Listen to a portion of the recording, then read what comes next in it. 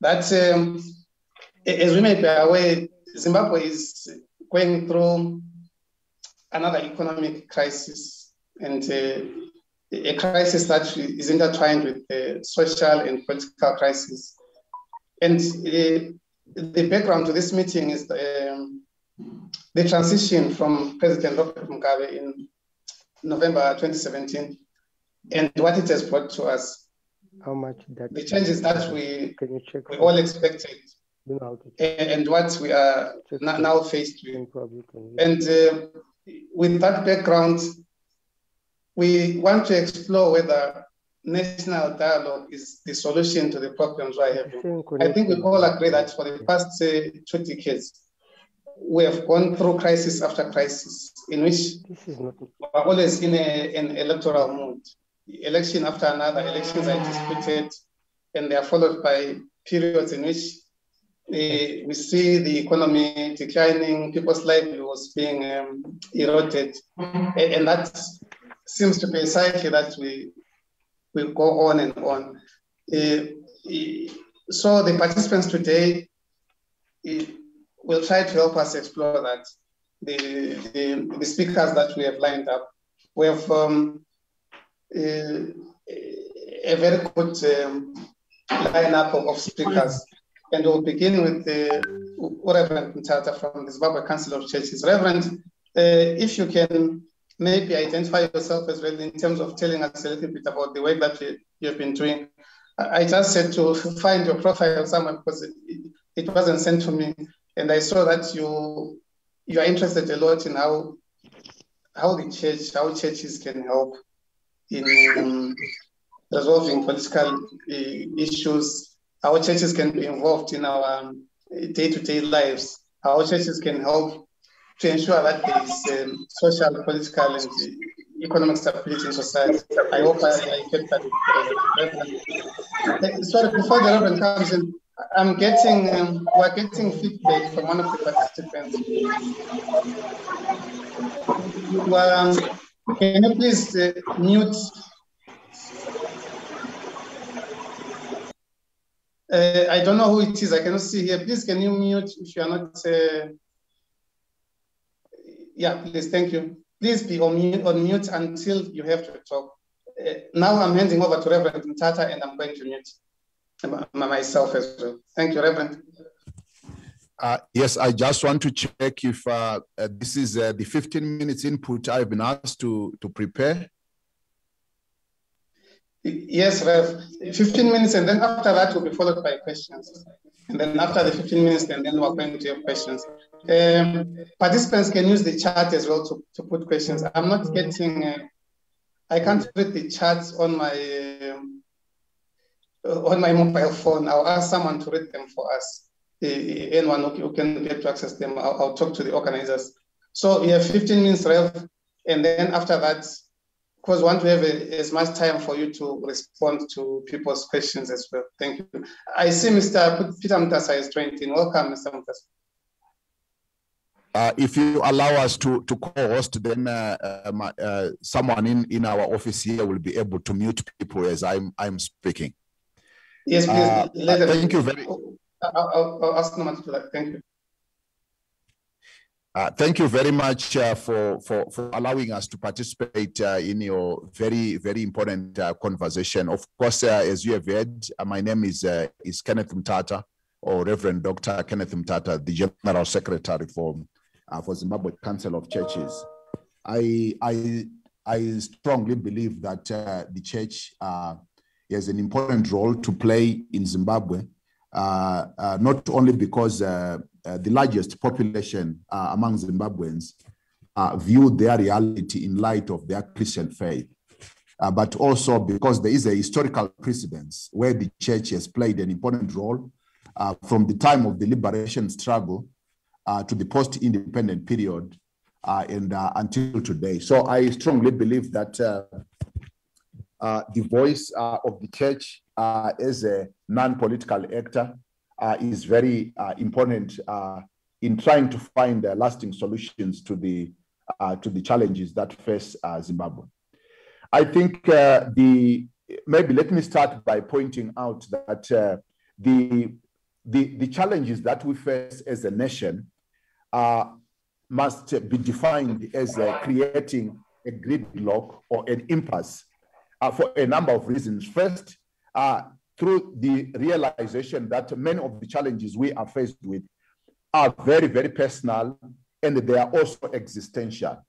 Many of the challenges we are facing impinge on people's sense of insecurity about the future. There are many people, whether they hold power or they don't, who have the impression that the day they are no longer in control of their own destiny, their future cannot be predicted. And therefore, there is so much insecurity among many people, whether they have power or they don't. But these challenges are also very communal. They affect people as groups. They make many groups feel insecure, whether they feel that they are marginalized as a group or they are a group that is in control, and therefore they must consolidate or hold on to their power, because if they are not, no other system or no one else is going to give them security. These challenges are also institutionalized in that they have now been embedded in the various systems that continue to perpetuate themselves. They're fossilized over time, and therefore they've taken different layers, and you cannot address one layer without penetrating the whole system. Last but not least, they've become extraterritorial in that they are no longer only problems that are faced, that are challenging Zimbabwe. The problems that Zimbabwe face are problems that also affect the region. There are problems that have a bearing international. Actually, yesterday, we just had the pronouncement from the United States government that they are going to continue with the targeted sanctions on Zimbabwe. So our challenges are not only Zimbabwean. South Africans have to deal with many Zimbabweans who leave the country to go to South Africa to make a living. So if these are the problems which are so complex and intertwined and so deep, there tends to be three options that people think about. One option people think is a solution to the problems we are facing is that we need another election. And right now we can see actually many are preparing for the next election in 2023. We can see the ruling party is preparing. Yesterday we saw His Excellency the President with a cap written ED 2023, which means that the ruling party is preparing for elections. We hear the opposition also talking about how they are mobilizing 1 million people in preparation for the elections. We have seen, for example, from the presentation of an academic, Professor Magaisa, showing how the MDC needs to prepare for the elections. In other words, there are people who believe that the solution to the problems we are facing can be resolved by elections. Others believe that elections are not going to solve our problems because elections are always contested, and therefore how we can only resolve the problems we are facing is through a revolution. We need to remove the current situation, institution of government represented by the ruling party ZANU-PF, and replace it with any other political party, whoever they think is their preferred political party. And they think once they have a new political party, things are going to improve. But I come from a different background, and I think there has been a long discussion within the church that actually the nature of the problems we are facing are such a complex that an election alone, or even a revolution alone, is not necessarily going to find a solution for Zimbabwe. What we need is we need a consensual process, a process in which there is meaningful, comprehensive solution to all the issues put together in a process in which all citizens or key stakeholders in Zimbabwe come together and chart a way forward into an inclusive imagination to the future. And there are many names that are given to this process. Others call it a national dialogue. Others may call it a negotiated settlement. Others may talk about it as some kind of a consensus process. whichever name that may be given, it is a process that recognizes that we need to imagine a future in which no one feels excluded. Now, there are several reasons why we think that an election alone or even a revolution alone is not going to find a solution, a lasting solution for Zimbabwe. First, because such an approach will not be holistic. It will not address the root causes of the problems we are facing. Secondly, such a solution is exclusive in nature. In other words, it only benefits a few. It produces winners and losers.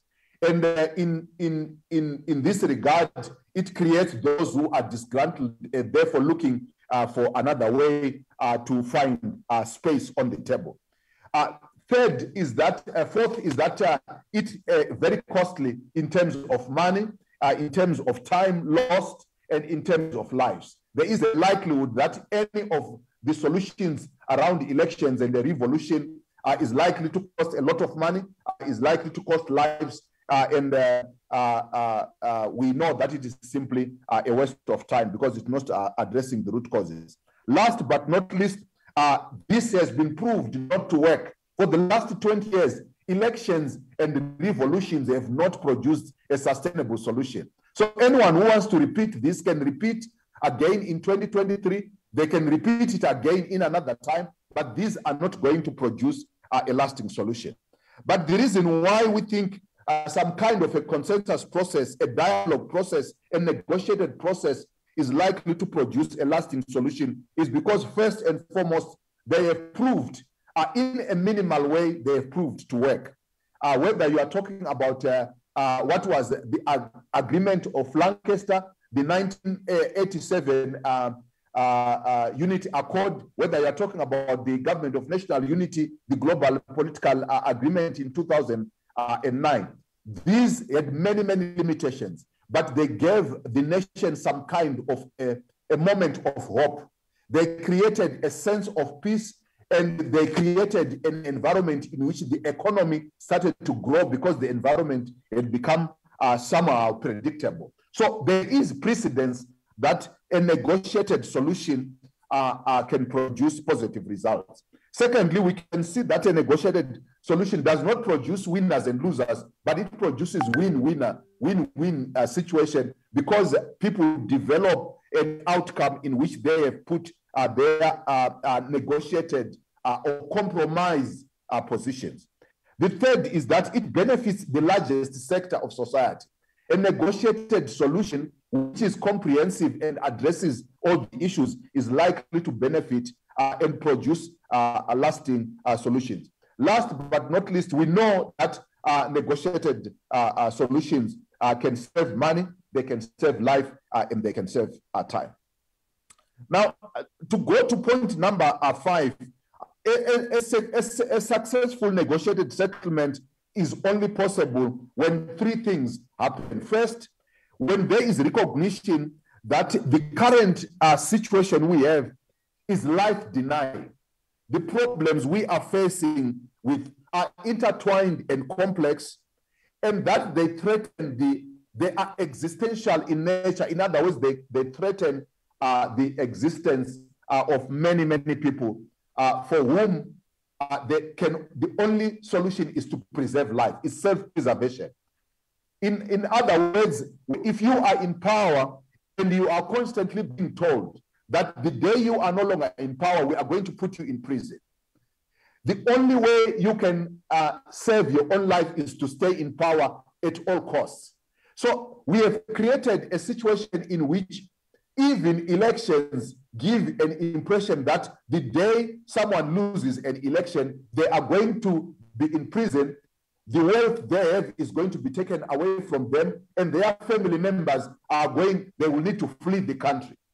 So if we have created this environment, elections alone, revolutions alone no longer become an option. The only option for someone is to say, I have to stay in power at all costs. The second thing that needs to be addressed if we are going to have a negotiated solution is that there must be a willingness to adopt an inclusive vision about the future. Elections produce an exclusive vision because it only guarantees that those who win election are going to determine or chart the way to the future. A revolution says that those who are going to succeed in the revolution or who are going to fight against this revolution are going to determine a chart way to the future.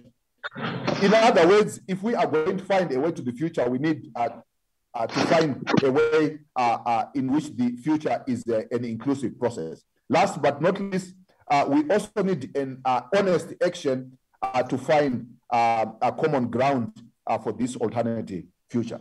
My last point, which is, I think, the heart of the issue. What should a national dialogue address?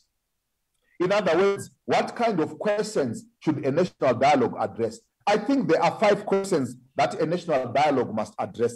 The first question is, how do we act collectively to alleviate the current immediate pain that is being experienced by the majority of citizens due to lack of sustainable access to food, to health, to education, and any other opportunities for the good life?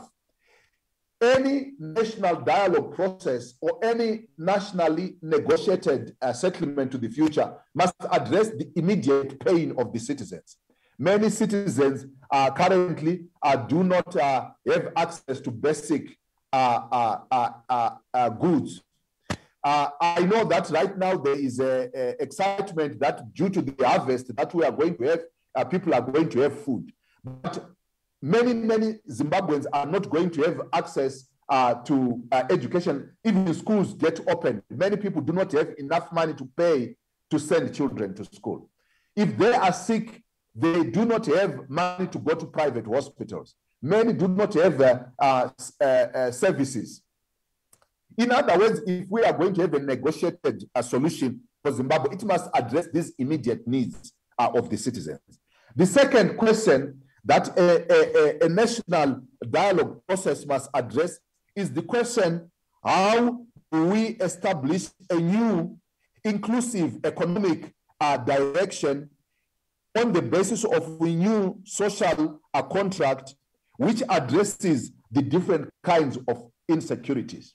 So right now, the kind of economy that we are working on, many people realize that they are not included in this economic program. Many people are in the informal sector, therefore they are not participating in the mainstream economy. The informal economy is social security. When you get sick, you do not have an income.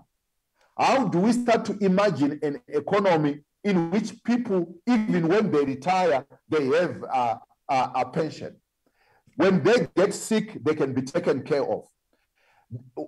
If they go to the shop, they will be able to buy, because many people are operating in the Zim dollar economy when the mainstream economy is the US dollar economy. The question is, how do we establish an economy that includes everyone so that everyone can participate using the currency that is accessible to them?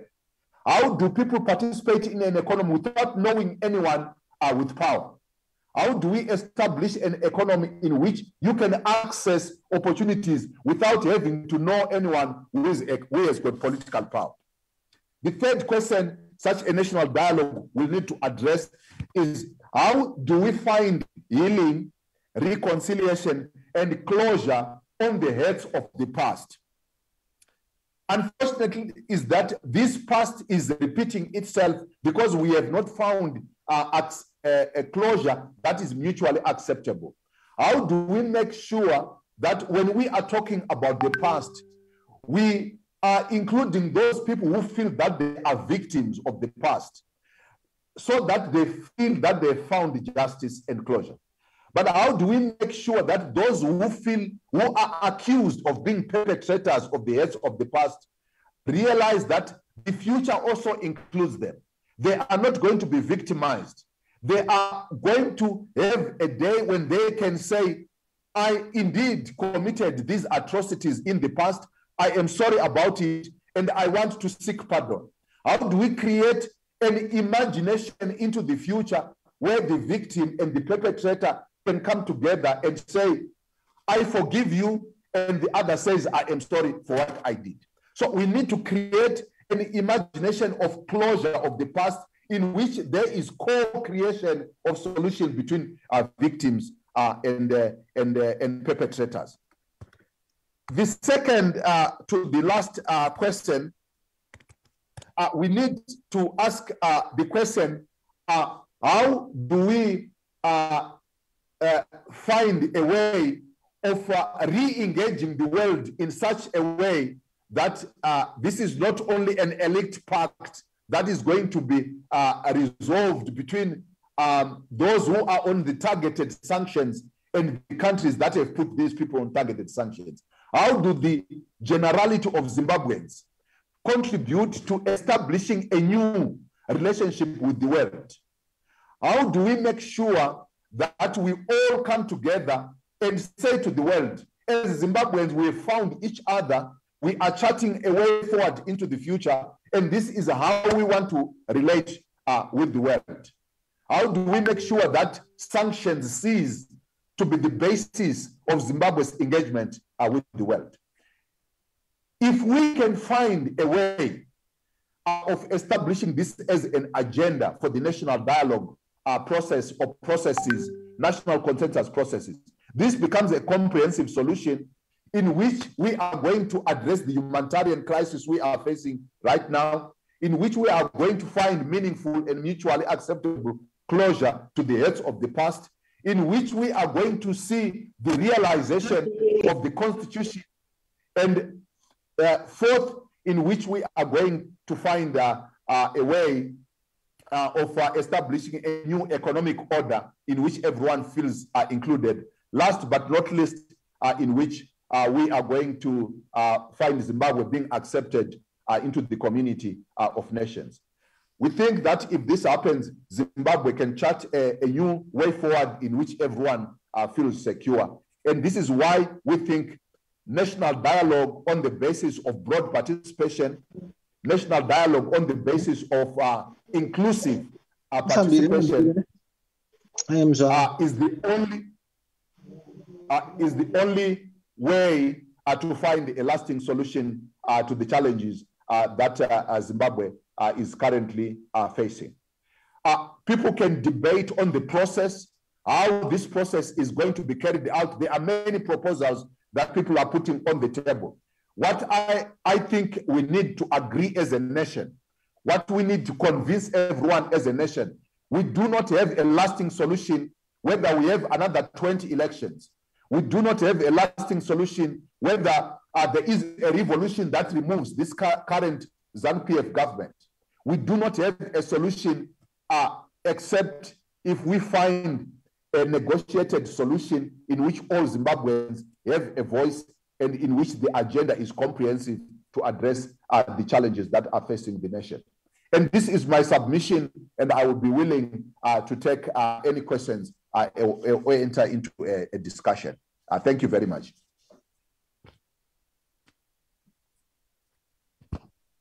Thank you, Reverend. Thank you. May I say that if you, for participants, please, you can put your questions on the chat as well, or you can ask to speak. Either way it works. I think from the Reverend's presentation, he gave a lot of questions towards the end.